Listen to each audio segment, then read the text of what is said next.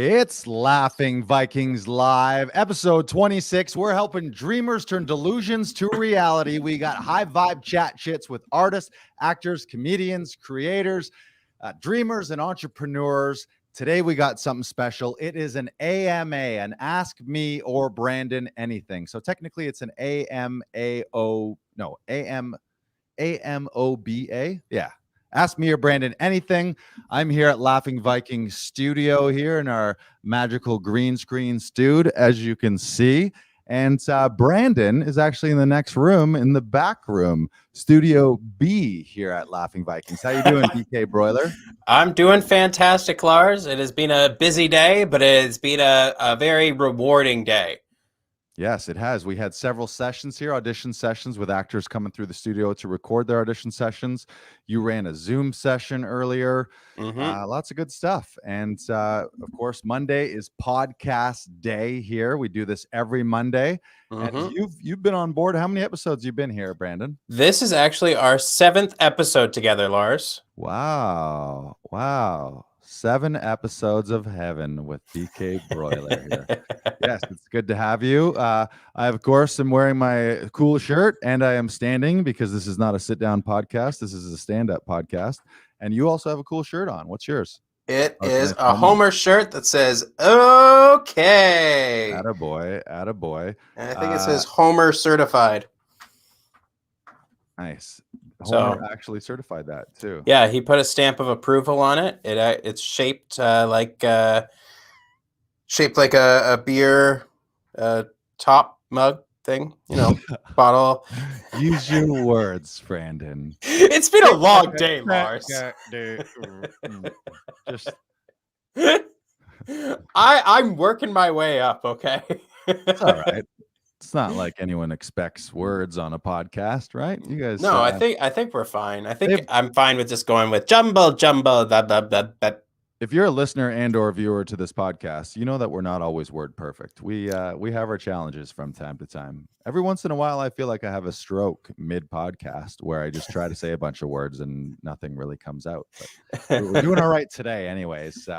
We should let you know we're doing giveaways too. So if you're an actor watching or listening, tag an actor, comedian, creator, friend, and tag Laughing Vikings, and you're going to get a chance to win comedy tickets, or you can win free audition sessions, or you can win an acting workshop. We're just giving all kinds of stuff away. All you got to do is tag some friends and tag us, and we go through the comments and go through our DMs and everything. We pick some winners. So.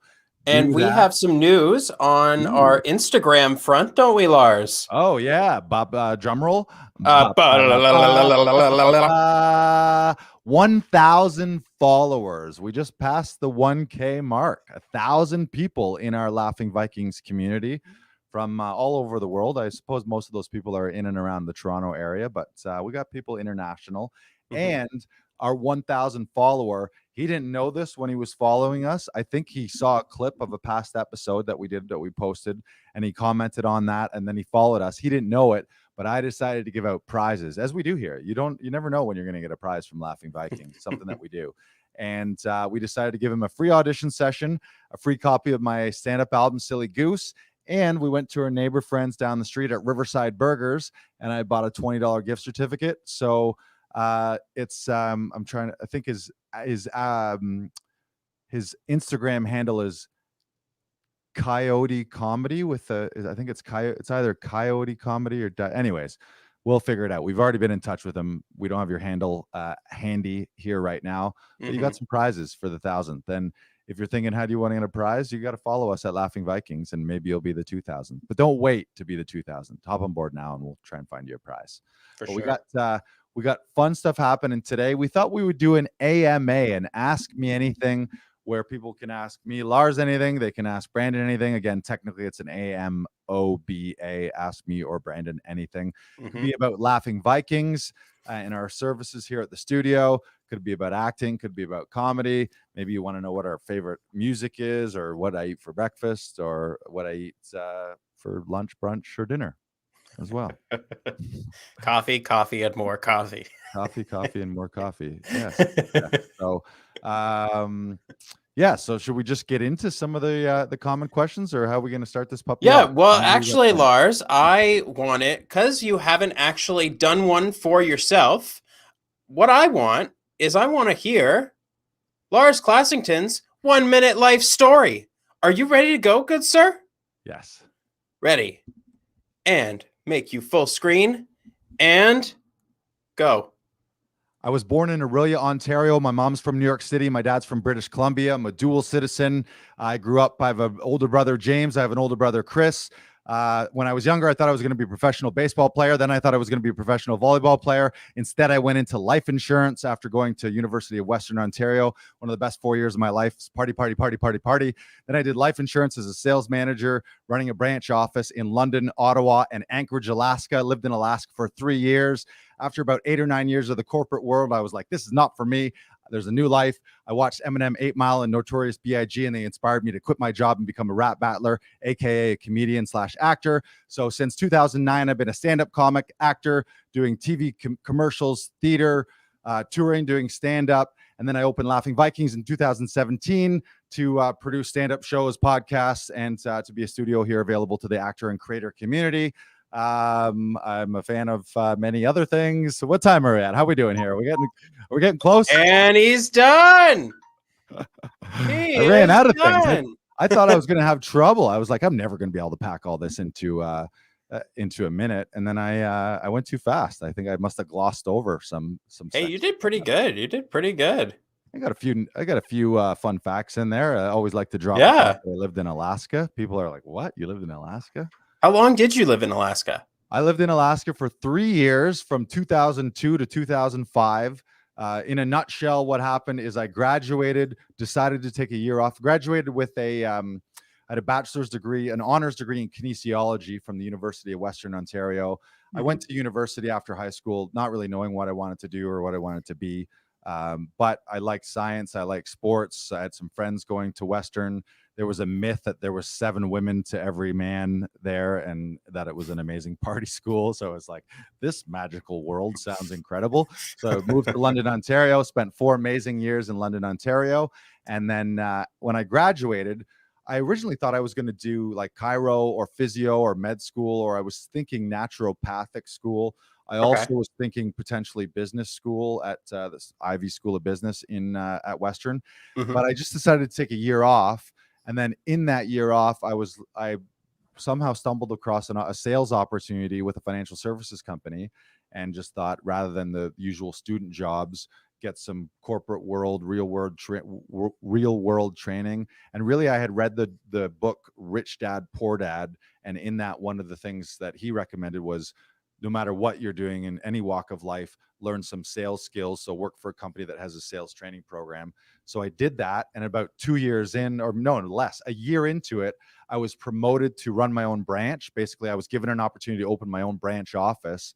And they gave me a short list of small market cities that didn't have offices. So it was like Boise, Idaho, Fargo, North Dakota, Butte, Montana, and Anchorage, Alaska. So as a 23-year-old, literally packed up everything I owned into a Hyundai Elantra at the time in London, Ontario, drove 9 days to Anchorage, Alaska, straight, like 10, 12-hour days. Wow. My brother met me in Calgary for the last 4 days, up through you sort of cut through top of Alberta and the top of BC, up the Yukon Highway or the Alaska Highway, through the Yukon, and then back down into Alaska, down to Anchorage. So I spent 3 amazing years in Anchorage, like breathtaking, constantly jaw drop, like at the scenery, mountains right down into ocean, just like literally a postcard everywhere you look. It was incredible. Wow. But it was way too far away. It's way, way far away. It's another time zone past BC, and it's like, it was a full day's travel to get back every time too. So I just, in the end, it was too far away from family and friends. So after 3 years, I moved back. Was everything more expensive there? Because I know from like the territories and Nunavut and stuff like that, they pay people extra because of the isolation.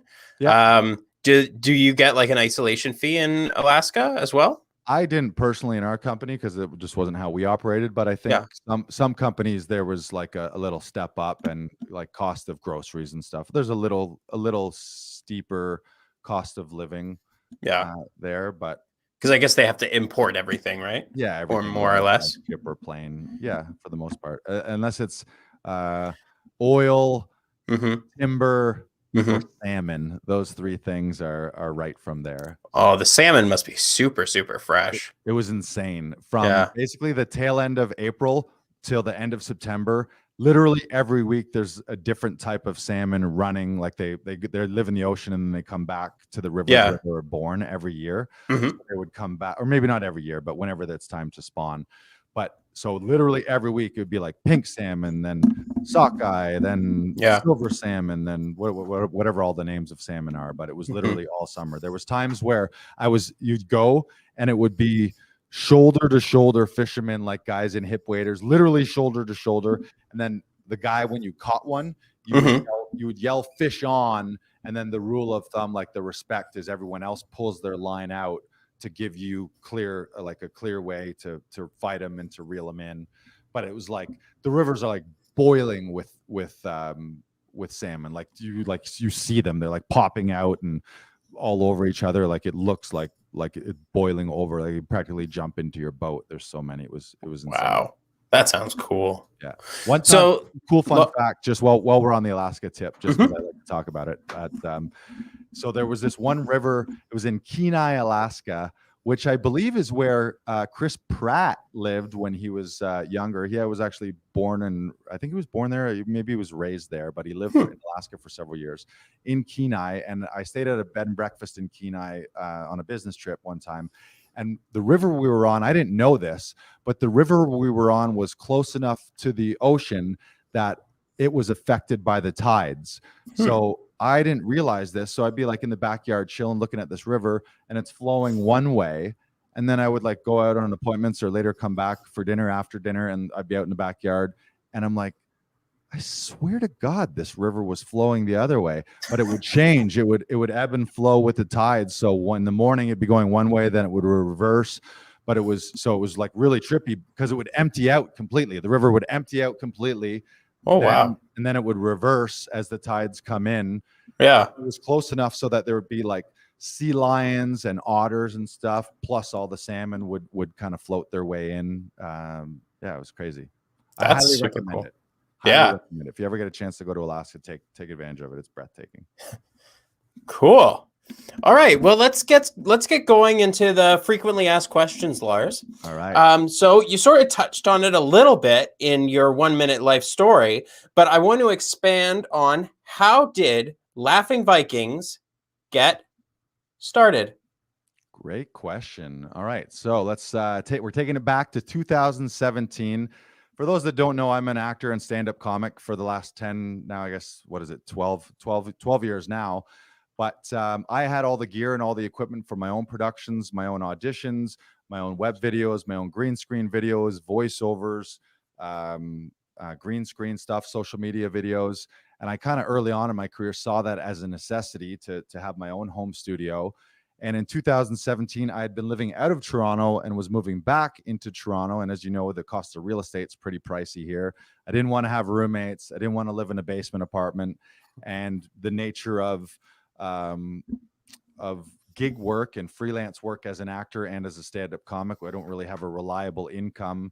So it was really out of necessity. I had the idea of, what if I rented a work-live commercial space where I could have all my studio equipment set up, and then also either rent that space out to other people and other productions, or provide services there where people could come and I would help them with their video and with their audio and visual productions. So it was really necessity when it all happened. It was just me trying to figure out how to afford to live alone in the city as an artist with an unpredictable income. And I've also been someone, I've never had a Joe job throughout all of this. I've just been really focused on just being fully immersed in the business. So whatever that is, and having your own studio and your own production company really allows you to do that. So that if I'm not on set or I don't have my own gigs, I'm still producing things and running things here out of the studio. So that was 2017. And it started just with friends and people in my network, friends and colleagues that needed help with their self tapes or their podcast early on. Trevor Ketchison, who's an actor that also was running sessions pre-COVID here. He was very involved early on, sort of with helping me get things started. And the full story is that before I opened Laughing Vikings, I had a week where I had back-to-back auditions, like Monday, Tuesday, Wednesday, Thursday. And I didn't live in the city at the time, and I didn't want to commute back and forth. So I asked Trevor, who lives right at Queen and Broadview, if I could crash at his place. I hadn't hung out with him in a while, so he was gracious enough to let me stay at his place. And I crashed at his place, and this is the neighborhood where pre-COVID, all the casting houses are within 10, 15 minutes of this neighborhood. So I would just literally walk to my auditions, and then having him there, he's also an actor, before his auditions or before mine, we'd be running each other's lines and helping each other with ours, and then one of us would leave and go do our audition. So that sort of got the wheels turning where, well, like, wow, this is the neighborhood for all this stuff. This is the studio district. And then I just, in working with him, I started to realize how advantageous it is to have an actual actor to work with before and after your auditions, and actually have a live human being who knows the craft and knows the business to work with you. So that was really, it was really in that week in working with him is where the light bulbs went off. Was like, oh shit, this is the neighborhood I need to be in. This is the kind of vibe, actors for actors by actors, sort of a community clubhouse feel. And then it's just, since 2017, it's grown and grown and grown. We've provided actor services for self-tapes and auditions, produced podcasts, produced live stand-up shows, produced commercials and web videos and voiceovers. So now we just passed 4 years here. Congratulations. That's amazing, Lars. Yeah, we've been doing all right. Yeah.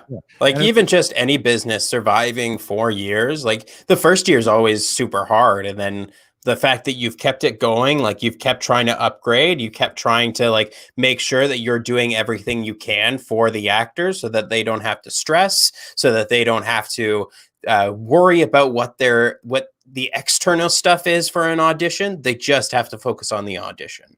Right. Yeah, and I should say to anyone watching, I worked for a corporation, but obviously that's a corporation. It's like, it wasn't like I built that business or had to do any of that stuff. I have zero business training. I have zero business background, never ran a business before. So it was literally like, I remember when I first started and had the ideas, it was like, okay, I need to find a studio, work, live studio space with enough room. I got the equipment. I got to register a business. I got to open a business bank account. I got to start a website. I got to buy the website. I got to open all the social media accounts. I got to hook up the payment processors.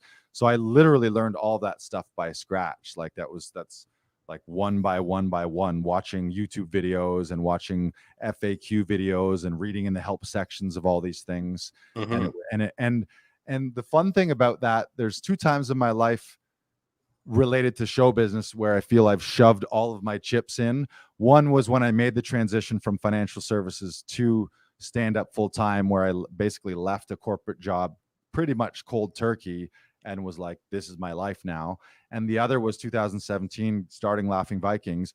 I literally took, it was all the money I had. I had first month, last month, the deposit, and then maybe I had a little bit left over for like odds and ends or some furniture and stuff. But there's, if you were to look at the studio in 2017 compared to now, we have way more equipment. We have way more furniture. It was very, very, very bare bones. It was almost an empty space before, but I felt really proud that that was like, it was literally all my chips. I want to go all in, because part of my thinking was I can afford to have an apartment, or I can afford to have a studio space, but I knew I couldn't afford to have both. So I couldn't have a condo and rent a studio space and be running back and forth.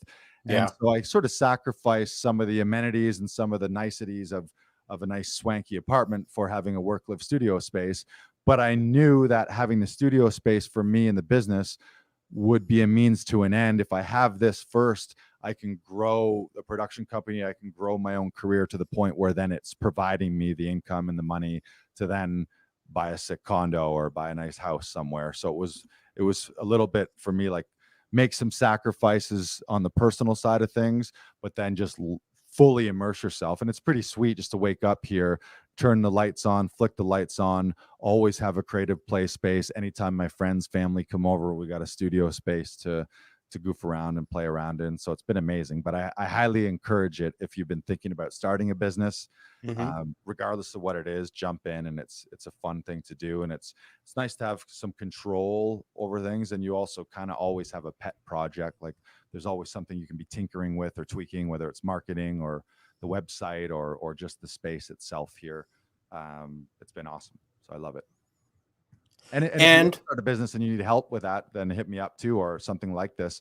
I should also mention, sorry to cut you off, Brandon, but I should mention that we are expanding, and we're looking potentially for more partners to come on as session directors or producers of other live events or virtual events. And other people who have decent studio spaces can be a partner with us as well too, where you use your space in whatever city you're in, and we have our space, and we can kind of connect and collab and create a network of studio spaces, sort of by actors and for actors, or by performers for performers. And where is LV Studio? How can I get there? And is there parking? Great question, Brandon, or whoever asked that frequently asked question. Laughing Vikings, located in Toronto. We're at 696 Suite B, Queen Street East. That's 696 Queen Street East, Suite B. We are right basically at the corner of Queen and Broadview in the Riverside district of Toronto, just over the bridge as you cross from downtown over the Don Valley. And several ways to get here. Easily, you can take the Queen streetcar east, the Queen 501, or you can take the King 504 east, which sort of connects at Queen Street. And the other way is you can come down from Broadview. If you're coming from the subway, you can come from Broadview Station down the 504, which comes from Broadview Station down to Queen and King Streets. Easy on, easy off from the Gardner and from the DVP right here, close to Eastern Avenue, for those of you who know it. But or just Uber, or you can ride a bike, you can ride a Bixie. Some people skateboard. We got some people who scoot their way over here. I think we've had some rollerbladers and some roller skaters. There's many, many ways to get here. Was that all the questions, or was that like is there parking? Oh, is there parking? There's 2 green P lots just north of Queen, off Broadview on either side. There's paid green P lots, or there is paid street parking in and around the Queen Street area, especially the side streets. I know there's free 1-hour parking on Queen and Broadview. There is paid meter parking with the machine. But I would, you also got to watch around certain hours. They don't allow you, so you can be ticketed and or towed if you're parked during like rush hour on those streets. But yes, the answer is there is parking in the neighborhood, and there's parking in Green Pea. We don't have our own specific parking. We're working on the helipad on the roof. So if you have a helicopter or a jetpack, stay tuned for that. We're working on it. And we're also working on the teleporter too. We're going to go Star Trek style, kind of like a Zoom thing where you just press a button on Zoom and you just like, and you just appear. It's easy. We're making a lot of headway on the teleporter. It's all about holograms these days. And what are the studio hours and availability for the studio? Great question. Well, we do everything booked by appointment only. We generally don't have drop-in hours or any walk-in hours, especially during COVID. So we can talk about COVID protocols in a few minutes. But our general outside hours, we help people and rent out the studio or help people with audition sessions 8 a.m. to 11 p.m. So a huge range in there. Appointments are on a first come, first served basis. So it's just based on when people book. Some days are busier than others. But that being said, generally we will be able to get you in. Now, it's outside hours 8 to 11, but the hours of individual session directors vary. All of our session directors are freelancers, and they all are actors themselves.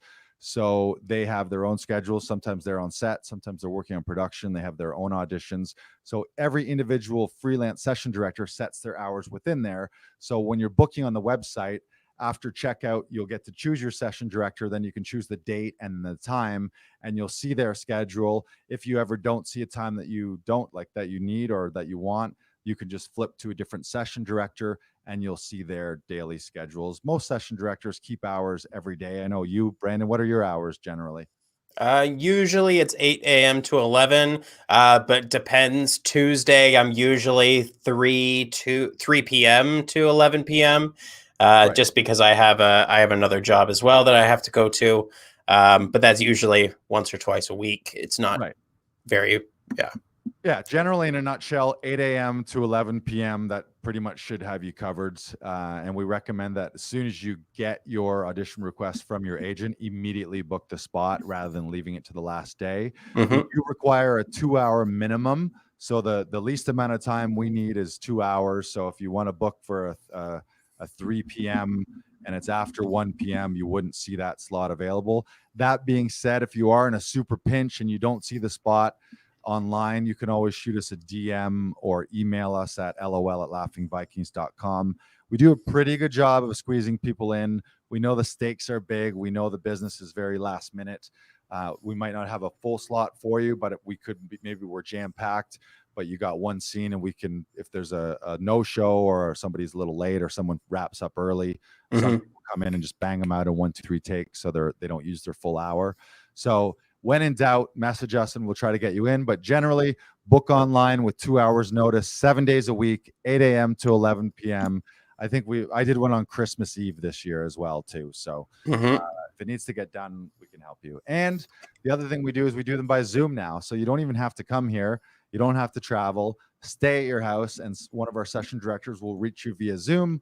We rehearse and record via Zoom. Our session director hits record, hits cut, so that really all you have to do is just act and have fun. You don't need to worry about the tech stuff. And then we snip it together, edit together with a slate, and it's Mhm. transferred to you as usual. So Zoom is also 8 a.m. to 11 p.m., 7 days a week. Mhm.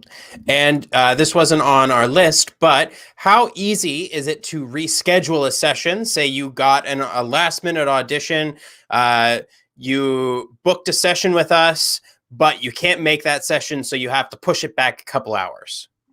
Great question. It is very easy. I'm going to show you right now. If you're watching, I'm going to show you how easy it is. 1, 2, I think. 2, probably 2 thumb clicks is about it. Mhm. Maybe if you're a mouse person or a typewriter, it might be a couple of these, but it's very easy. When you book online, you get a confirmation email immediately. And in that email, there's a button to reschedule or cancel if something came up, and we Mhm. just hold a credit for the next time. Or if it was a extenuating circumstance, we can refund as well. But super easy. Although we do also require 2 hours notice for that too, preferably. But yeah, very easy to reschedule. We know that things change really quickly in this business, so Yeah. not a problem. Now, Lars, uh, what can you expect when you come to LV Studio? Sort of like how the sessions run, you mean, or just Yeah, like how is a session going to be run? What tech do we have? How do you rehearse on camera? What can right? I see when I come into LV Studio? That Got kind it. of thing. Great.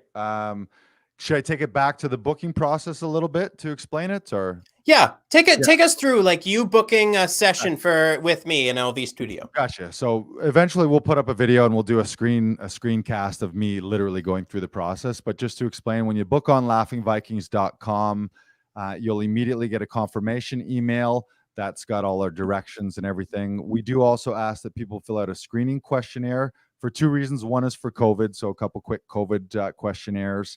And then the other is the info about your session. So how many scenes you have, where the file needs to be emailed to. Do you need a slate? What's your character name? And there's a spot where you can upload the script, so then your session director can have everything in advance already. If you don't have an opportunity to upload it, you can always just email it to us when you arrive. So that's the first thing. When you arrive, we ask people to maybe show up a couple minutes early, maybe aim to be here 5 minutes early so you're not cutting into your session time. Mhm. COVID wise, right now, we do ask that you wear a mask when you arrive. We've got hand sanitizer at the door. Mhm. We wipe down all the common touch points in between, and everything is by appointment only with that screening questionnaire. But the biggest thing when you arrive that you notice is the vibe here. I would say you're going to expect to arrive to a positive, upbeat, relaxed vibe. The vibe here is always like professional but fun. So it's kind of like a clubhouse feel, actors, for actors, by actors. You're kind of going to feel like you're coming to your home turf, or if you're an athlete, your home field or your home Mhm. stadium is the vibe that we want. when you arrive, there's a bathroom here if you need to do any final touch-ups in the mirrors and everything. And we shoot, what do we shoot on? We shoot on I think it's a Panasonic, but it's Panasonic HD. It's just, it's as HD as anything needs to be for a self-tape. We got soft lights back there. We have it connected to a monitor. So generally the first thing that we do, we like to just immediately jump into full rehearsal. So you either email your sides to your session director, or if you have paper sides, and then right away the session director will frame you up. Often we're filming the first rehearsal just so you can start to figure out eye lines, look at your frame, figure out some of the blocking, and then it's just go right into it, scene by scene by scene. Generally, I know how I like to run them is we just focus on the one scene, and then when we get the thumbs up that you got your best take, then we'll move to scene 2. And then usually you rehearse one, watch one on the monitor, check your eye line, see how it's all shaken up or shaping up, make sure that you like what you see, and then any adjustments. And the great thing, while we don't bill the service here as coaching or anything high level like that, but all of our session directors are working actors who are trained in TV, film, commercials, theater, and have casting experience. So naturally, you're going to get suggestions and you're going to get choices and options, mostly creative things, a lot of fun suggestions. If it's a comedic point or a comedic piece or with a comedic slant, that's something that I love to direct. So you're always going to get help. I feel that everyone who comes to Laughing Vikings ends up with a better tape because they're with someone who's outside them offering up suggestions that isn't a family member. So one of the best things about it is what to expect when you arrive. You're going to work with a TV, film, theater professional rather than your spouse or your kids or a neighbor or a friend, someone who is trying to help you but doesn't know what they're doing. So that's the biggest thing. So if you're tired of bugging family and friends, or you're tired of the dynamics, I know that some people like boyfriend, girlfriend, or husband and wife sometimes is tough to work with because it's not a working relationship in the acting world, and B, there's whatever communication and relationship undercurrents are happening can kind of bleed into the session. So it's like two worlds colliding where you're like, you want to crash your marriage into your acting career. If you got someone who's super supportive and you guys vibe very well and he or she understands the business, then great. But if you need a hand, it's just way better working with an actor, someone who is trained, someone who has an opinion in acting and directing and storytelling and some training to help you out, rather than just random suggestions from a friend or neighbor. And Camille, who was a guest on our podcast last week, says she loves taping with Laughing Vikings. And we love Camille. Yes. Thank you, Camille. Good one. Yes. Thank you. Director of Good Vibes over here. That was a live testimonial there from Camille. So is that what to expect? What else? You expect a lovely studio pug here, Looney, the studio pug, pretty much everyone. Basically gives you the sniff tests, like it's like airport security basically, but it's pug security. Yep. I get a greeting every time I come up those steps. It's always lovely. Yeah, she loves you. We got a nice little back patio, so in the summertime you can step out for some fresh air. I know Chris Sandiford used to ride his bike here, and he would always come in the summertime, and he'd be drenched, like he's drenched from like a 35-degree bike ride, and then he gets here soaking wet. And the first thing he would go is like go and hang his t-shirt out the back, and he would literally stand on the porch and just like air dry before he was camera ready. But yeah, we got a nice little chill zone here. We also have lots of props. We have random wigs. Being an actor myself, I've collected props and wigs and masks and all kinds of random stuff. And we have the usual household stuff. So if there's any little knickknacks or tools, or you need a glass or a mug or something for a shot, or and then we also have a lot of tech things, like we have some of those music stands and those laptop tripods. So there's a lot of little hacks and tricks. We've used iPads for teleprompters. We can tape the sides up. We've got whiteboards that we can write lines on. We got all kinds of tape to mark your eye lines. All kinds of stuff like that. We occasionally have a handful of, like, I've had people show up and maybe they didn't have the right wardrobe even, and all of a sudden I have an extra hat or a coat or a blazer or a better colored t-shirt. So yeah, there's a lot that we can do to help you. And I think if you've come here, you know how much we were willing to help to take the tape from good to great with just these little tweaks and suggestions. Mm-hmm. And do what it takes, whatever it takes, baby. I'll get the job exactly. done. Yes. Now, Lars, who are the session directors at Laughing Vikings? Great question. Well, you're looking at one of them right now in me, and you're looking at another one right now in Brandon Knox. So really important to me when I first started, it was only me. I did them all. And just by the way, this is a little fun fact. When I first started Laughing Vikings, I gave the first session away for free. Every person who came here in the first year got their first session for free because nobody knew about it. So I was just, I had cards made up and it was like a free code on the back.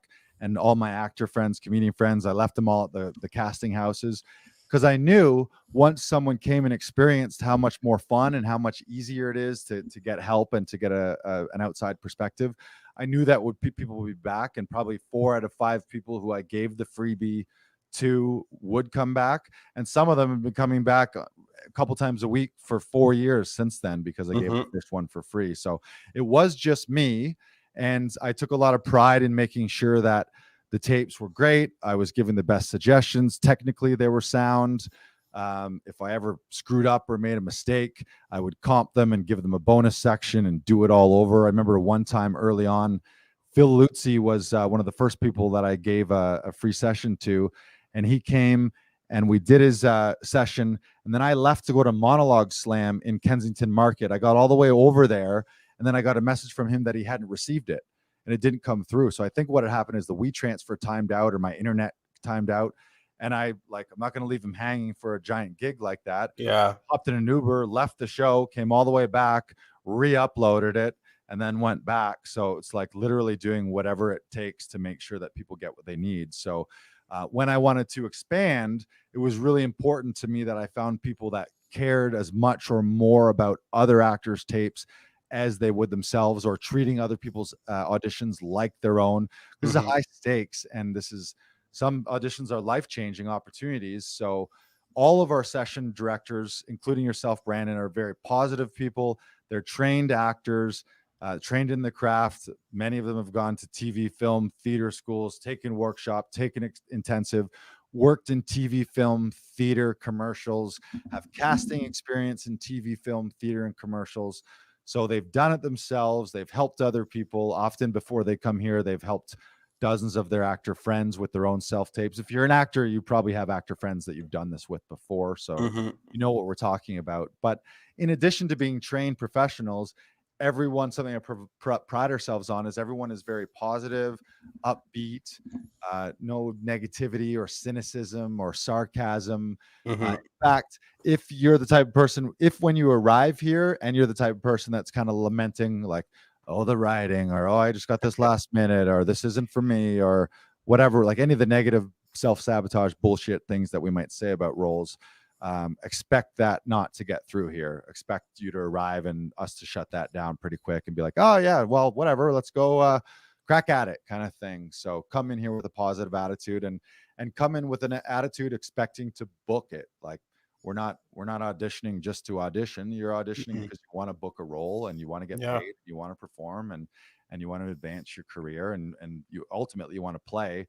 But it's that attitude of coming in expecting, I'm going to come in here and show them my stuff, and I'm going to book it. So I think all of our session directors go over and above to do everything they can. Ultimately, it's up to you as the actor to deliver the goods and to come in with strong choices, but know that you've got someone that's a director and a cheerleader and your number one fan all at once, rooting for you. And I know, I'm sure I can speak for you, but I know that some of my happiest, most proud moments in my career have not been my own gigs that I booked. They've been finding out that friends of mine or other actors in the studio who have now become friends have booked something off of an audition that they did here, and knowing that I played a small part in helping them do that, in some cases life-changing roles. So like even today, someone came in for a session and they told me that they had booked a session or an audition that they had worked on with me, and I literally jumped through the wall. Like, I think you could probably hear me on the other end, just like screaming with joy.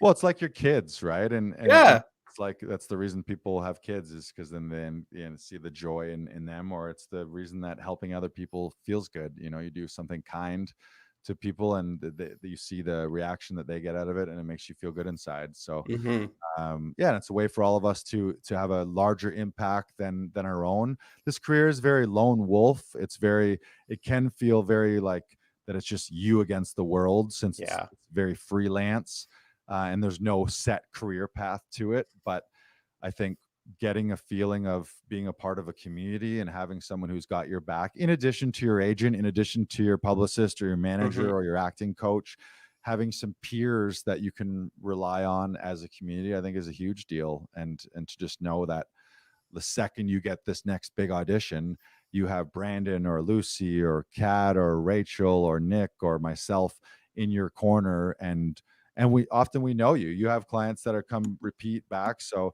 how they like to do things, their Mm-hmm. little idiosyncrasies and their little habits and things, and so you come in here with a real comfort zone. And I know that even when I get an audition from my agent, literally the second I get it, within 5 minutes I have the session booked with you. So there's no stress. And I used to get a lot of stress when I had self tapes. Instead of being excited about them, I would be excited about an in-person audition, but I would get a self tape and be like, oh, okay, when am I going to do that? Where am I going to shoot Yeah. it? How am I going to light it? Who's going to read for me? Yep. And I did all the crazy things of like recording your own voice and doing the other lines on a phone, and Yeah. shaky handy cam setups, and doing it in your car, and all the terrible things that you do that could cost you the gig of a lifetime. So I think it's important that people really invest in it, and invest with someone who cares about you and your investment. And I think it's pretty true that people do here at Laughing Vikings. We got another comment from Daniel Hope saying, wow, has it been 4 years already? Yeah, buddy. Time flies when you're in the middle of a global pandemic. Am I right?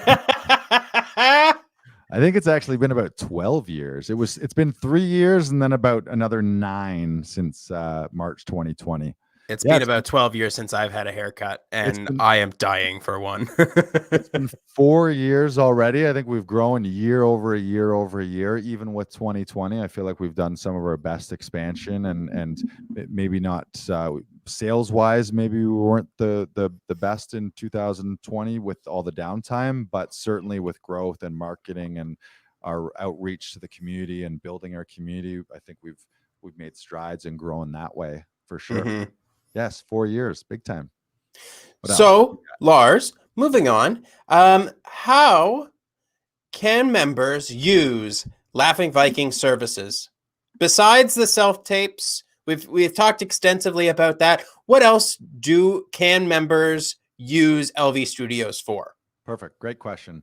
So yeah, the membership option, if you're an actor, creator, artist of any kind, if you're doing any kind of video or audio recording and you don't have a space to do that, or you do have a space but you just want some extra support in terms of having a director or another second tech person with you, it's of course the auditions. And I should mention, I'll just expand people's minds a little bit about the auditions. Of course, when you get a self-tape request, come here and you can do it in person.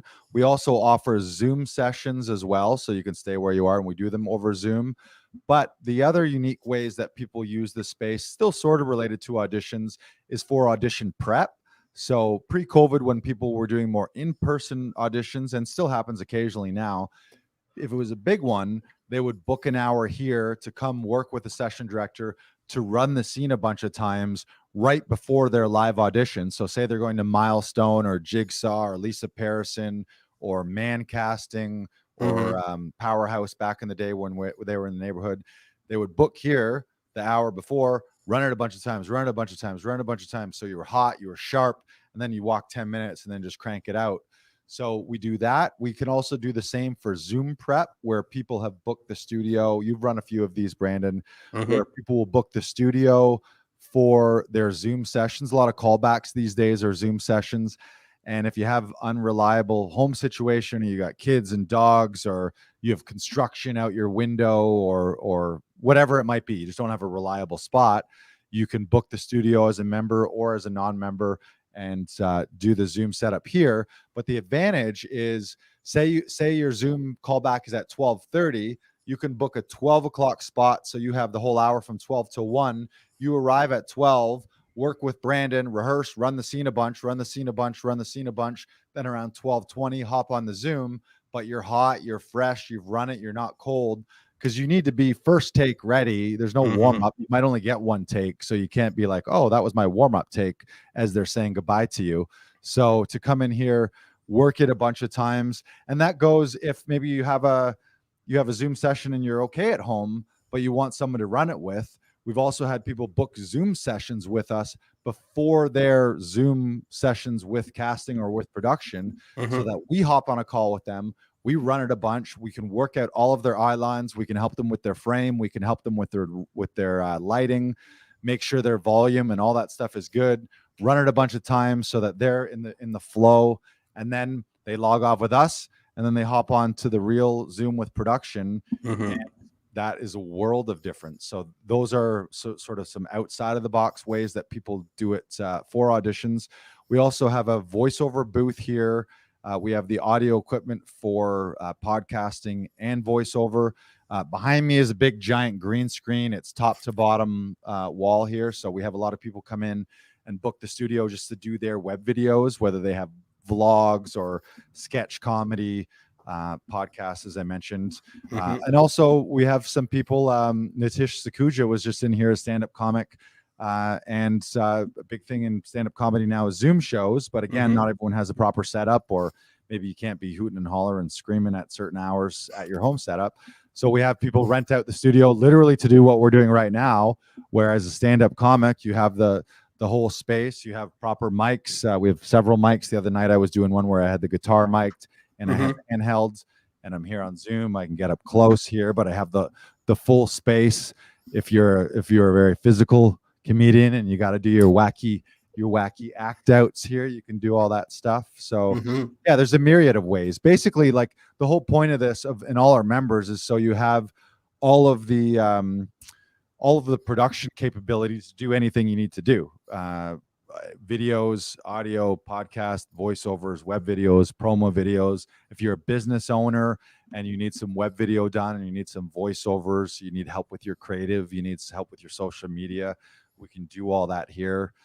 People have rented the space out for casting sessions as well. If you're a small production company, and I mean, again, this is pre-COVID in the day of in-person auditions, but they would book their casting sessions and just run casting here for like a 4-hour session. Camille Blott says, I use Laughing Vikings tape on camera work so I could get an agent without any demo footage. Oh, that's a great one. I missed that one. Yes. Big dilemma for newcomers to the industry is that what like the rock and they don't have any demo footage. Yeah, it's that classic conundrum of I need a demo to get work, or I need a demo to get agent, but I need work to get a demo.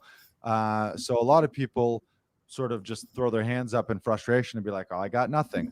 No excuse for that. There's zero excuse for that. I'm telling you, if you're listening or watching right now and you're falling on that as an excuse, it is 100% an excuse. It's self-sabotage. It's probably a little bit of fear of success or fear of failure, but no longer do you have any reason to say, I don't have footage.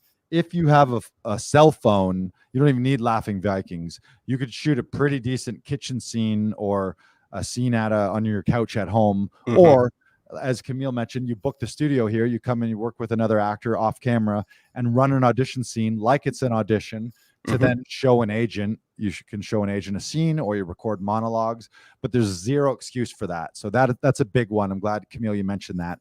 If you need demo footage and you're waiting for it and you're like, well, I need to book something first, don't wait. Shoot something here, or hire a team of your friends to go shoot on a location and do it properly with lights and sound and a whole small production team.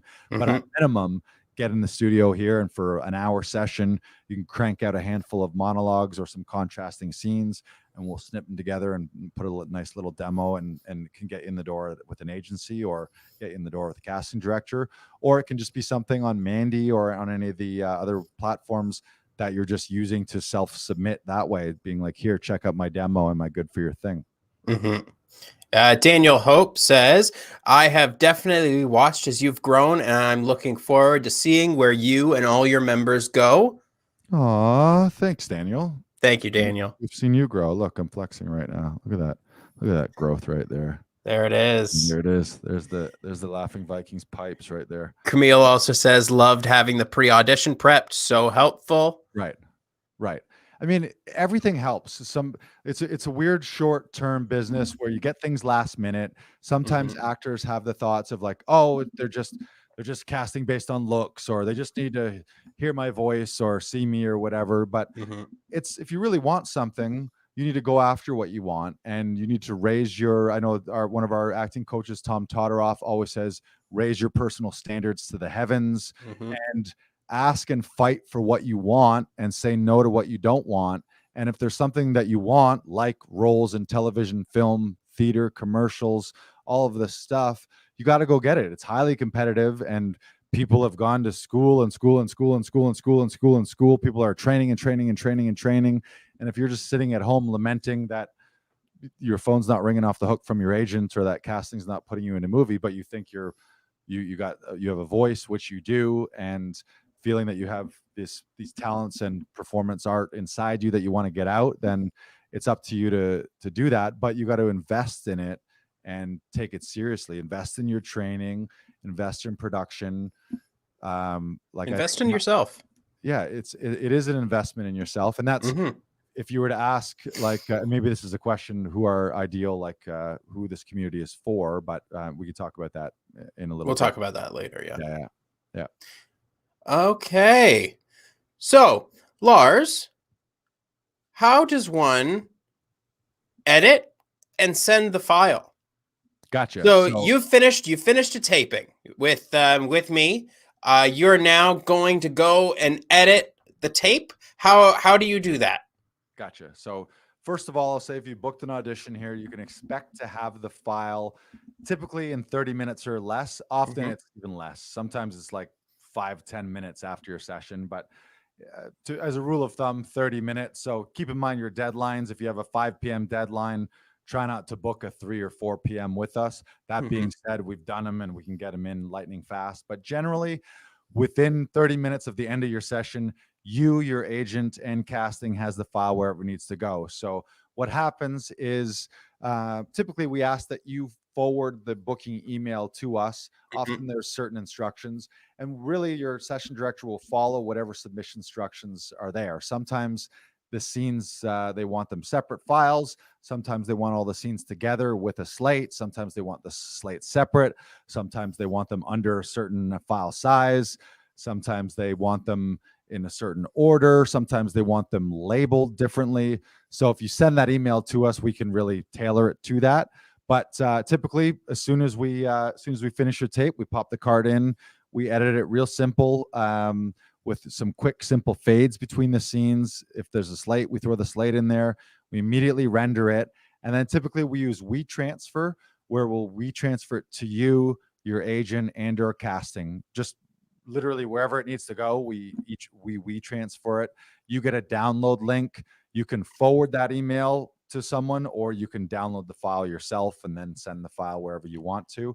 Or something that we often do, if people just need to immediately upload it to Casting Workbook or Actors Access or one of the other online sites, if it doesn't have to go to their agent first, sometimes we'll just upload it directly right from the studio. So really, it's whatever you need, we do, but it's quick. The turnaround time is generally 30 minutes or less. There's been some rare occasions where, for maybe technical reasons, we've taken a little longer, but that's only ever where we knew that we were going to meet the deadline. So I don't think we've ever missed a deadline. I don't think we've ever had a tape not get submitted. So we're like, if we're not batting 1,000, we're batting 99.9997%. And if we've ever not delivered, we've comped that person's session and then given them at least another freebie session.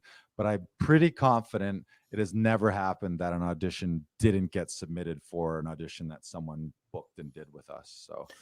So Daniel Hope has a question. Is it always done on site, and can we bring footage in? So I guess he's asking, would we edit stuff that's already, like, just take footage and edit it together? Yeah, we can certainly do that. I don't generally bill ourselves at editors, but in the past I've edited my own demo reels. I have edited other people's demo reels, so that's certainly that we can do. Or if it's a mix of both, we've done that as well. And we've done We that also for have a partnership with Wicked Tree Creative, and they can also help you with demo reel material if you have your own footage. So I believe it's $100, correct? It's $150 off their regular prices if you let them know that you've come from Laughing Vikings. That's a good point. So Wicked Tree demo reels, they did my last demo reel, and I loved it so much from Adam that I was like, let's make this available to our members. And what they do is for $300, they'll take all of your footage. He'll put it together in a slick demo reel, add some music. You can throw in your headshots, and it'll make it look really slick, very snappy. He's also a TV and film editor, so he understands how to sort of tell a mini story through these mini clips. And the best thing that he does is he sort of does a year subscription where when you use his demo reel services for that $300, anytime in the next year when you get new footage from a new production, and as an actor, you know what I'm talking about, we're always waiting for the next footage, and we're waiting, like you book the next big thing and you're like, oh, when I get that, that's going to help me like take it to Hollywood or whatever. But you're always waiting for that stuff, but then you don't want to not have a demo reel in the meantime. So the idea with Adam is always have whatever your best current stuff together is, and then when you get new footage, you can send it to him and he'll just swap it in and out. Doesn't re-edit the whole thing, but he'll take out an old piece and then put a new piece in, or just tack the new piece in. Nice. So that essentially when you use him, you know you're covered for the entire year. Next time you get that golden material, you just send it off to him and he just tweaks it and you're good to go. And Daniel has another question. Oh, and can we rent a good camera if we don't have one? Well, we've got cameras here. So if you're shooting stuff here, we shoot it here in studio with ours. They're HD. I think it's actually shoots in 4K if we want to, but generally we dumb it down to 1080 just because unless you're showing it on a giant movie screen, it's probably not necessary to be that big. But yeah, we got you hooked up. But honestly, like you could shoot a feature film with an iPhone these days, or my phone, Samsung S20, like the cameras on them are ridiculous. So chances are like the phone you have right now is probably better than every camera ever made. You know what I mean? Like, yeah, you really don't need much these days, but we got you covered. So, and I should mention that too, when you do book the studio here, that obviously your hour includes use of all of our equipment. So instead of having to buy lights and backdrops and stands and mics and mixers and sound foam and all of this stuff, green screens and monitors, we have all that too. So you just walk in, you just get to play and have fun, and we handle all the tech for you. And that is a perfect segue into green screen. Now, we've talked very extensively about the green screen. What I'm most interested in, Lars, is how, as an actor, and I want to use the green screen, what should I wear? What should I have to prepare myself to go and do a green screen for my audition? All right. Well, first of all, the key to green screen is not to wear green. If you have any green wardrobe or any green props or anything that you're holding, like your hat is green, literally any of that, whatever the background is, will come through on your shirt, or you'll sort of look like you're invisible, or you'll be a floating head. So certainly never wear green. We do suggest too, a lot of times people bring a couple wardrobe options. Our normal backdrops are sort of the backdrop behind you, Brandon, which is great for most colors, except maybe like denim or like a light blue. You kind of blend in a little bit. But for green screen, I would say just definitely don't wear green. And there's blue screen as well, and it's the same. If it's a blue, we use green here, but if it's a blue screen, just fun fact, don't wear blue. The reason that they have a blue screen is so that you can wear green in front of a blue screen, and you can wear blue in front of a green screen. So you just can't wear the same color as the screen. And then, so to let people know how we use them is with self-tapes and virtual casting, and with a lot of our Zoom acting workshops. This sort of came from us working in our Saturday workshops with Tom Todoroff, which is the New York conservatory that we've been working with this year. We use virtual backdrops in those class scenes, and they work so great and they look so good that as long as they're they're technically sound. I think it really adds to the audition. It is less for the production to imagine too, but you want to keep it simple. So me personally, I hopped on board of it, and I should let you know, I'm very bold with this stuff. So if you're the type of actor who is like, oh, I don't know, or like, are they gonna like this, or is that too much, or is that allowed? Like, my training through Tom and just my general life training is not one born of, are they going to like me? It's, I basically do whatever the fuck I want in a positive manner, in a creative manner, and trust that if I'm being bold and creative and making strong choices and having joy in what I do, that people are going to respond to that. So, because if you're watching this right now and you're like, green screen, if it's bad green screen, don't do it. So if you're doing an audition and you have a virtual backdrop and your hands are disappearing and it's all flickering and you move certain ways and all of a sudden your arm goes away or your head's coming in and out, then yeah, that would look terrible. So, or if you're glowing around you, but I don't know if you can see me right now, like I look pretty clear. You don't, it's not like it's a weird thing. I'm sure this is a virtual backdrop, but the other thing is keep it generally neutral or non-distracting. But we have a bunch. So what have we done them? We've done them backyard scenes. We've done them in a warehouse. We've done them in on a subway. DJ booth. We did a DJ booth, like a studio. And literally I Google image whatever it is. Like I think of what I need. So I'll type in like music studio virtual background, or sometimes we don't even type virtual background, just Google image it. And some images work, some images don't. You got to make sure it's decent quality, and you got to make sure that the angle of the image and just how it's set up isn't going to look weird, but generally it works great. And my opinion of it is, it's just anything that's a pattern interrupt. If you're watching 100 self-tapes, if I was a casting director and 80 of them are neutral, like your kitchen wall or just a normal backdrop, and then one guy is literally where he's supposed to be in the production and it looks decent value, even if they know, like they might be like, yeah, that's a green screen, but instantly it's going to stand out imagination wise. It's going to seem like, I sort of treat some of our self-tapes like trying to figure out, let me show you as close to on the day what you're looking for. Yeah. Without trying to think, oh, what do they want? Like, I mean, I guess, let me rephrase that. I try to make it, I show them as close to what I would do on the day rather than what they're looking for on the day. But I feel like our instincts are pretty good as far as what they need to see in the moments that they need to see. So yeah, for me, it's just been huge. And then also just for fun, for podcasting, for social media videos, green screen and virtual backdrops are a big boom right now. So it's just an extra wrinkle. We've done tons of them for commercials. So like we put someone wherever they need to be. Like one guy who was it was supposed to be like a Home Depot kind of warehousey kind of thing. So we put him in there, and I gave him a box, and he was stacking a box, and it looked perfect, like he's in a warehouse. We did the one where I was in the back of a van, and I was like a hostage in a van. Or the other day I was a convenience store clerk or a comic book clerk, literally anything. And again, you got to have decent lighting, and you got to have a nice solid backdrop. Your text got to be fine.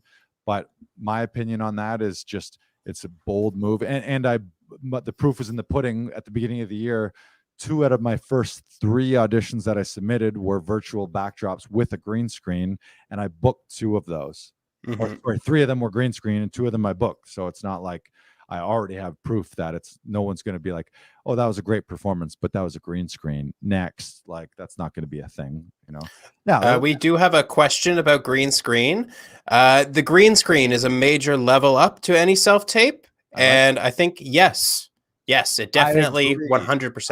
I agree. If it's well done, if it's done poorly with shitty lighting, if you're pixelating and you're disappearing, it's a distraction. And I would say you have to do it well.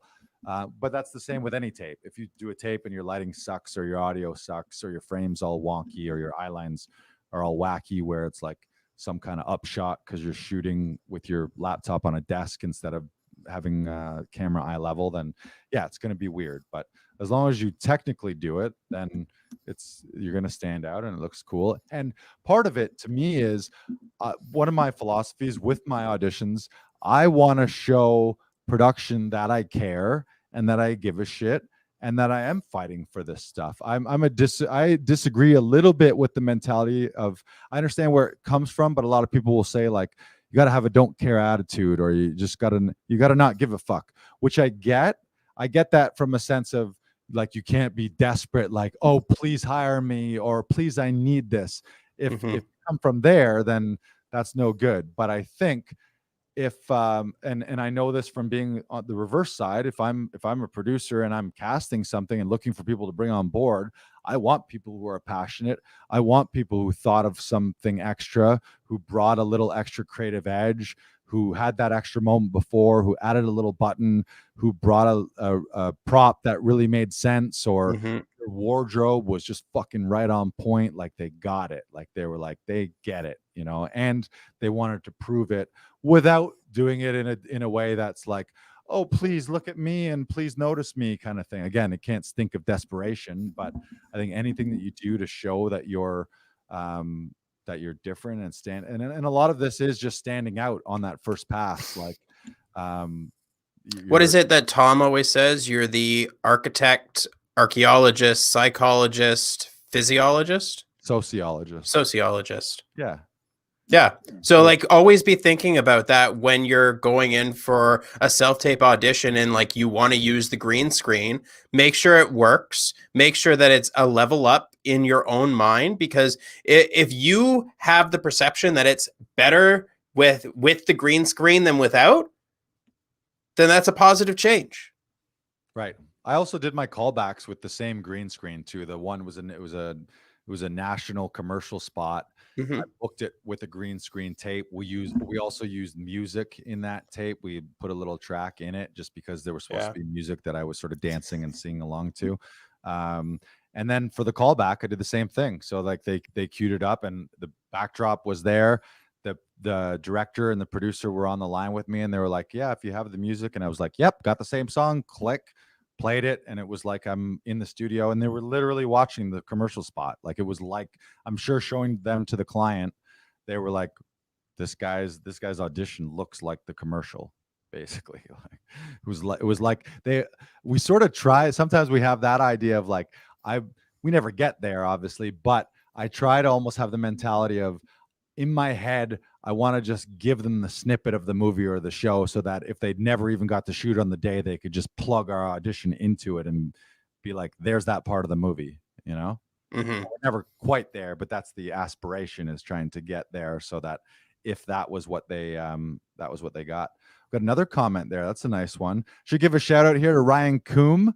Ryan Coombe, I went to high school with Ryan Coombe. He's out in, I think he's still in Kelowna, BC, or somewhere in the British Columbia area. What's up, Coomer? Good to see you. Believe Coombe's a little bit of a rapper back in the day too. I don't know if he's still hustling in the rap game, but Daniel Hope also says, basically not set in your own ideas and you care to make the director's vision happen. Yeah. I mean, of course. Ultimately, TV and film is a director's medium. They have ultimate control over all departments, and often they have control over the final edit as well. So yeah, the director is the director. They're the general calling all the shots.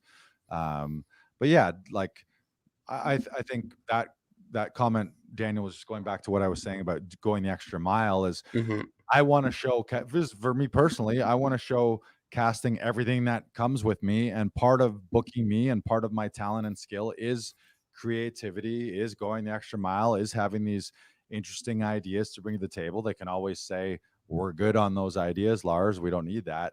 But I think, and this is again something that Tom always says in class, they want players. You want players. You don't want people saying, what should I do? What do you need me to do? What would you like me to do? How should I hold this? How should I step? Should I hold it with this hand? Should I say it this way? Should I say it that way?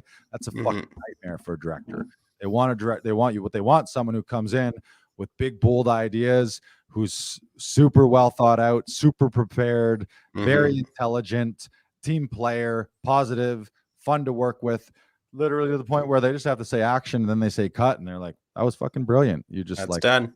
Yeah. To the point where they don't even want to cut, where they can just be like, we don't even have to say cut. Let's just let this guy fly. Yeah. That's like the Jim Carreys and the Robin Williams and the Will Ferrells, like those kind of people, and the reverse is true for females too. Not to slant it, but those are all the guys that I paid attention to when I was young. But yeah, at that level, when you're super creative and super top notch, it's just you just sit back and go, and they just let you go. Mm-hmm. That's what they want. They don't want someone that they got to tell everyone, or that they got to coddle and stroke and console, and they got to give you all the ideas. It's like that doesn't help. Yeah, you really want to be performance ready, especially for TV, film, because you won't get a rehearsal process like you do in theater. So make sure that you're ready to go on the day when they say action. Don't do all the other stuff. Just make sure that you're ready to go. Right. Yeah. TV and film, there often is no rehearsal. Sometimes in film you might get lucky, but on TV, a lot of the times you're just meeting your scene partner literally the first time you see them, especially if you're not a regular. Like if you're just a day player, you come in and you're meeting the leads and you're just kind of thrown to the fire. You sort of might get you can get sort of a blocking rehearsal for camera a couple times. Like when I was on Oh Yuck, we would get the director would sort of come in he would grab the people in the next scene while the cameras were doing their setups and lighting and everything they were doing. He would kind of have a little blocking, okay, run the lines. And then we would get a couple, then we'd get a couple with camera, and then it was just go, like do a master, do a close-up, do a two-shot, like they would just go, and there's no time for that. And often you're getting sometimes new sides in makeup that day.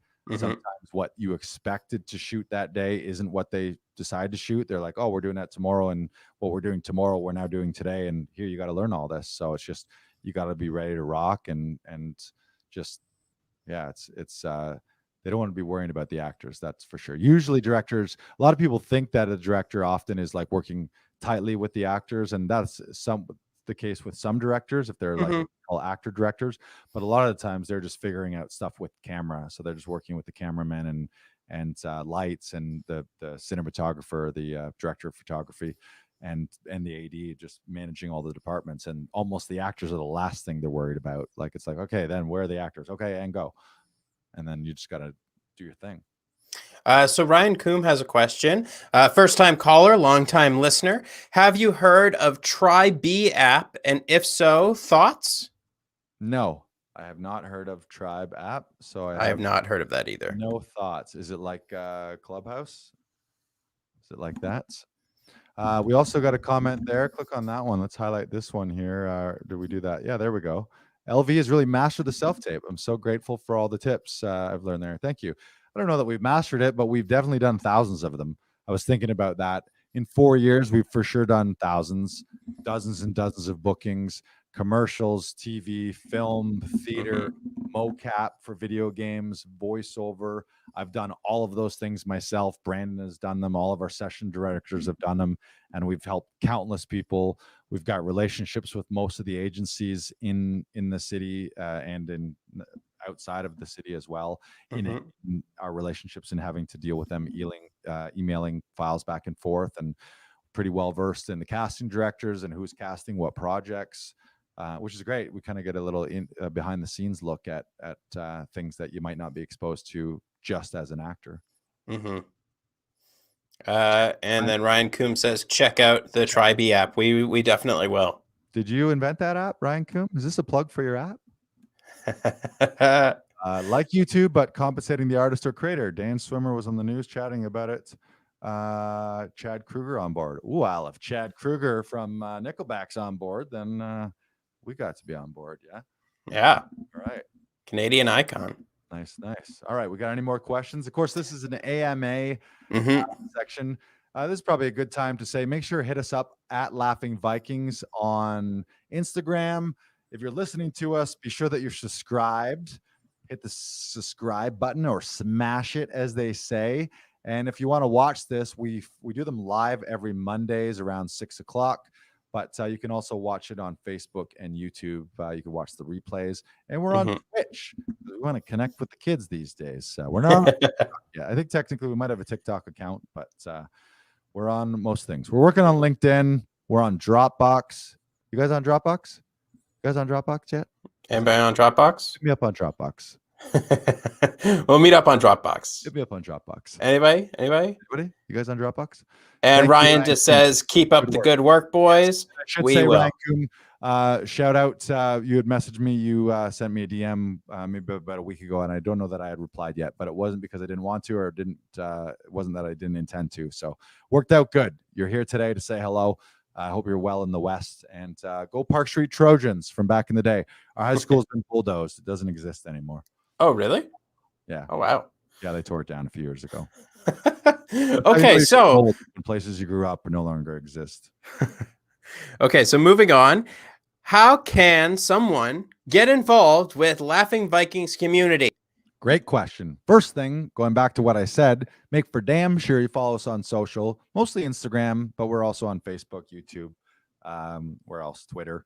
Yeah, hit us up on Instagram. But if you want to get more involved, there's different ways. You can become a member here at the studio. The membership's the best option. If you do more than one audition in a month, or you have any kind of ongoing media that you need help with, like podcasting, like green screen, like live Zoom events, it's just you can be a part of a community and have a place to do all this stuff and get support to crank out all of your digital media. To join as a session runner, shoot us a DM as well. That's a good point, actually. We are expanding, and we do want to bring some seasoned vets on board here. By seasoned vets, if you're looking to be a session director, you do need to be a working actor with training and experience in TV, film, casting, theater, all of that realm. And you do also have to be at least semi-versed in editing, although it's really only basic editing.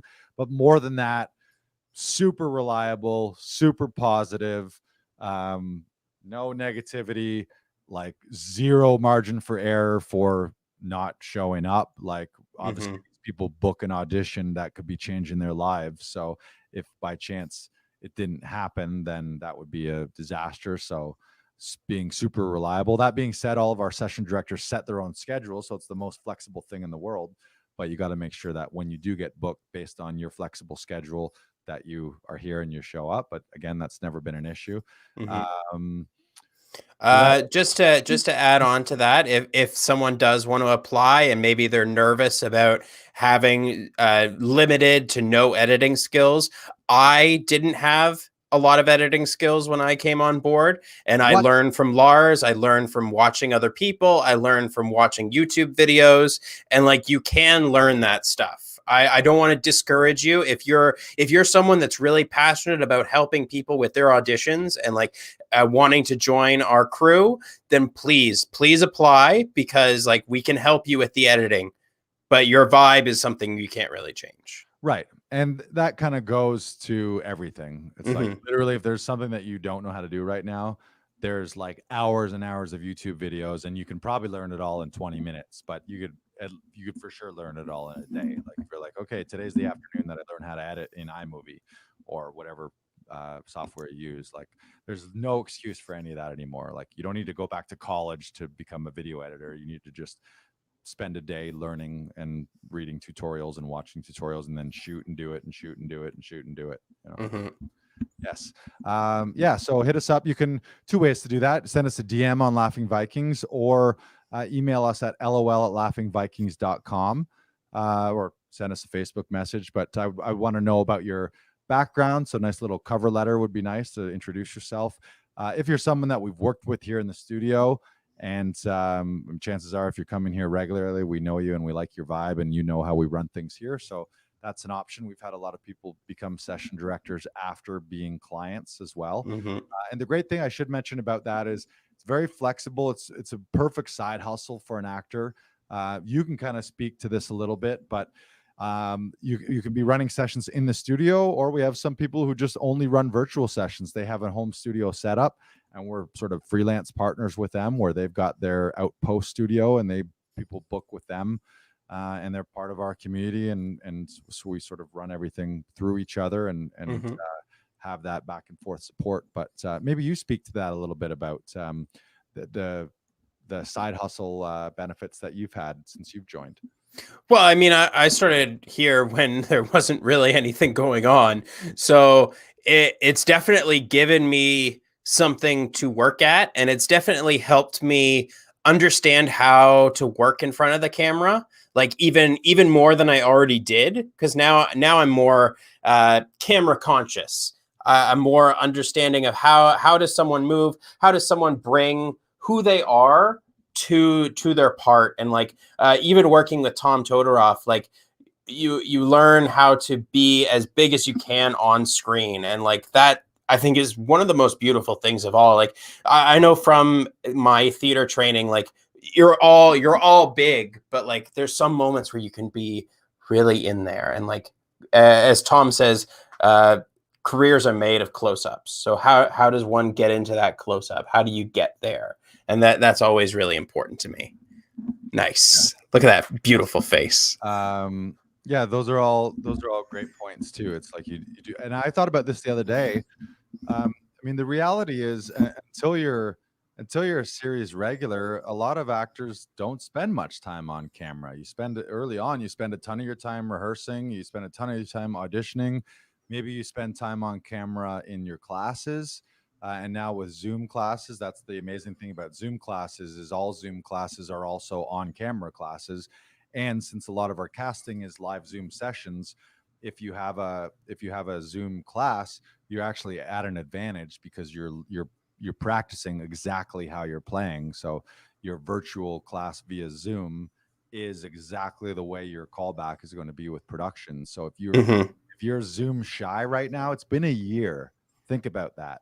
It's been a year. And so if you don't have a home setup right now, if you haven't figured out Zoom, if you're the guy that they're always saying, you're muted, and you're like, how do you do this? How do you do that? Like, you got to figure that out. You're being left behind big time right now. We're moving in a virtual world. You should be, if you're a creator, comedian, actor, you should have a home studio space.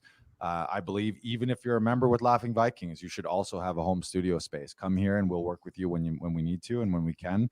And when you're not able to, we can run Zoom sessions and you have the ability to do that at home. But there's no excuse for that right now, and you're going to miss out on those opportunities, and it's going to show in a casting. If you're showing up to a Zoom audition, like a Zoom callback with production, and you're super nervous and jittery because you don't know if your camera's going to work and you don't know where to look and you don't know if you press the right things in Zoom, you're not going to be focused on performing. Your anxiety is going to be through the roof, and it's going to show. And that massive, like 4, 5, 6-figure opportunity is going to go to the wayside. It's going to go to someone else who has done it 1,000 times and is rock solid on Zoom because they've adapted. So, Frank, so Frank says, fire that up. What a great fucking question. Thank you, Frank D. Francesco. Frankie and Frank. Go ahead, read that question. Crap. I might be too late, but I just got one. I just got this now. Can I still book an in-studio self-tape for tonight? Here's the long and short of it, Frank. Normally, you need a 2-hour buffer. If you go online, you can only book 2 hours away. So right now at 7:57, you could still book the 10 p.m. spot. But you know what? We're going to do something we've never done before. We're going to take a live booking via live right now, Frank. So, Frank, why don't you tell us what time you want to come here tonight? And I will tell you, we have an 8:30 spot open, a 9 o'clock, a 9:30, and a 10 o'clock open still. So we didn't have a session booked after the podcast. So you want to book with us? You can book right now. We'll sort out the payments and everything. But you tell us, Frank. Are you there, Frankie? Going once. Going twice. Recently, shout out to Frank. I worked with him in probably dozens of shows with Big Time Murder. Peter Dillon out of Ottawa has Big Time Murder and also now Zoom Mystery. And Peter's another great example of adapting and pivoting. His entire company was based on live events, live theater shows for corporate and charity and private shows. Obviously got wiped out with COVID, but he immediately, back in whenever it was, June, July, had already pivoted. Now he does a Zoom mystery show where he does murder mysteries internationally via Zoom, and people love them as much and or more. Frank, you won't be able to actually, Frank, you can do the payment through the website, but it Yeah. won't let you schedule for 9 p.m. So go to the website, laughingvikings.com/actors, and you can book a studio session. If you're a non-member, book a non-member session, although I do suggest you get the membership. You're starting to be a regular around here, but it will not let you book the 9 p.m. because we're within an hour and it needs 2 hours notice. So just go to checkout. You can pay for it and then take this as your confirmation that you have the 9 p.m. spot. So Yeah. you need to go through with the scheduling today, but normally you can do that. See how easy? The other way that you can book too, for those listeners at home, is if you go to the link in bio at our Laughing Vikings Instagram, there's a button at our link in bio. You can do it directly from Instagram as well. So many ways to book.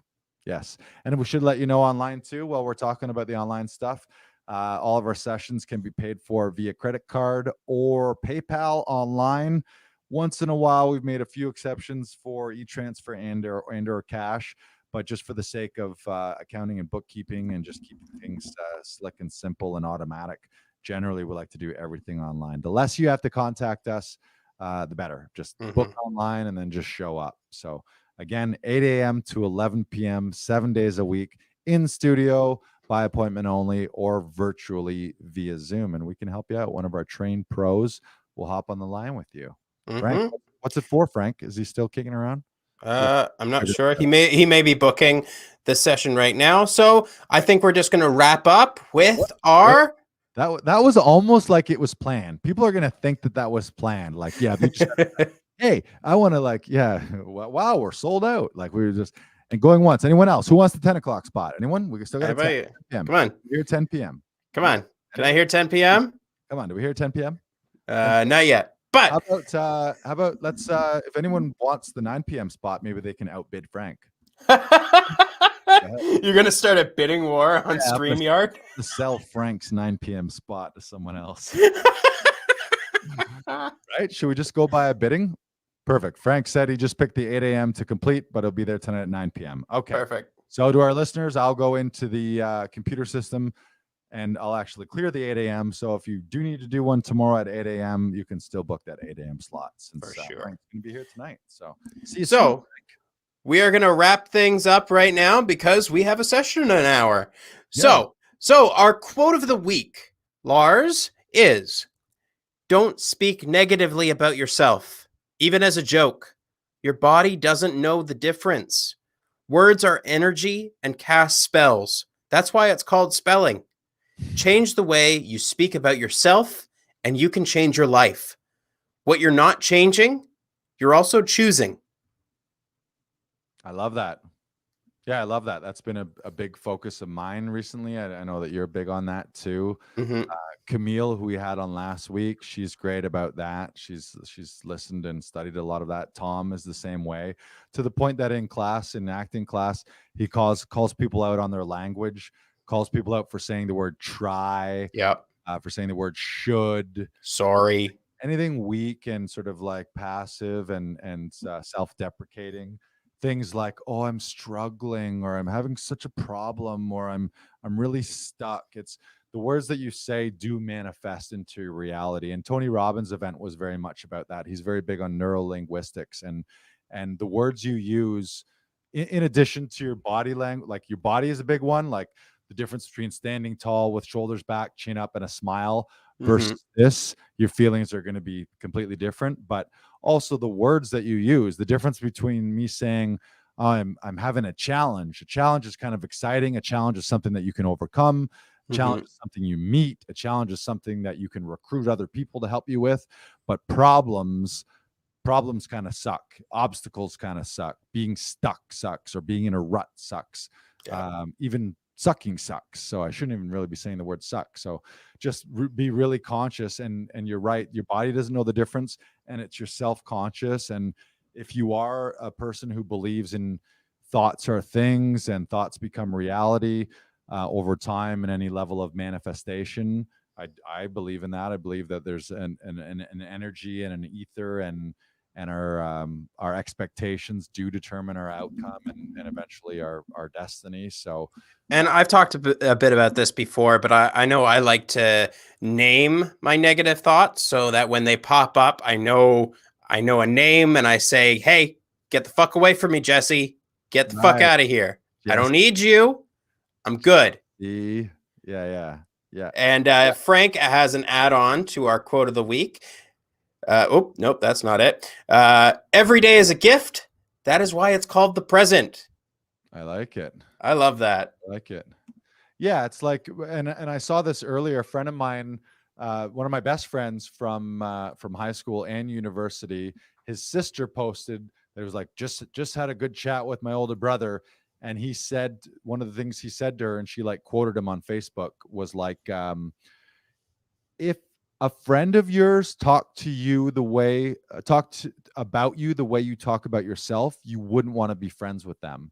So it's like, especially in performance, you need to be your number one fan. You need to be your number one supporter. Mm-hmm. Give yourself self-love. Maybe it's once in a while it's tough love, but this is a business and a life where if you're trash talking yourself, and if this voice in your head all day long is just ranting and raving about why you can't do this, or why you shouldn't do this, or why you're not able, or like any limiting belief or trash talk, you got to clear that out. Like, it's just like, winners and champions do not have that. They have the opposite. They have it a little bit, but they know when to shut it down. They say, Mm-hmm. fuck you, Jesse. Get out of my head.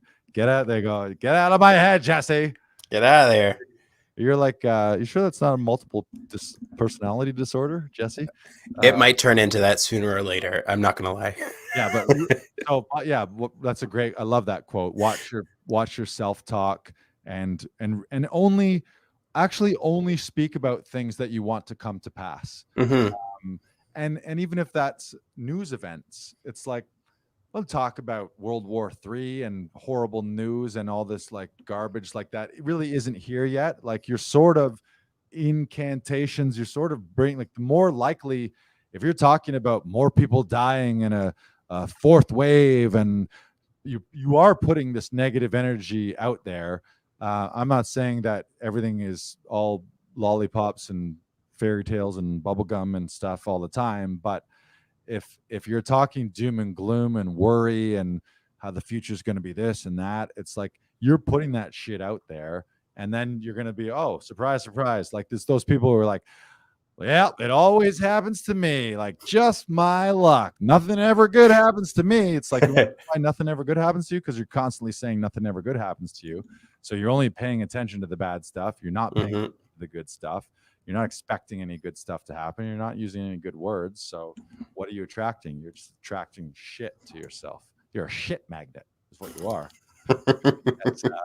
as Leahy might say. Yes. Nice. All right. Well, I think that's it for us today, everyone. Thank you so much for tuning in to Laughing Vikings Live. Remember, you are awesome. You are talented. You are special. Thank you. And make sure you're subscribing. Make sure you hit us up on all the socials. Like, comment, subscribe. And if you're watching the replay, ask a question and we'll answer it in a future episode. Just type it in the comments or shoot us a DM. And make sure to visit laughingvikings.com for all your freebies. And if you want to join the cast and or crew, become a member, shoot us a DM if you want to learn about opportunities to be a session director or to help out running some of our live events or virtual events in the stand-up comedy world. Or if you're a business and you need a hand with some of your social media videos and your digital media, we can help you with that too. So many things to do.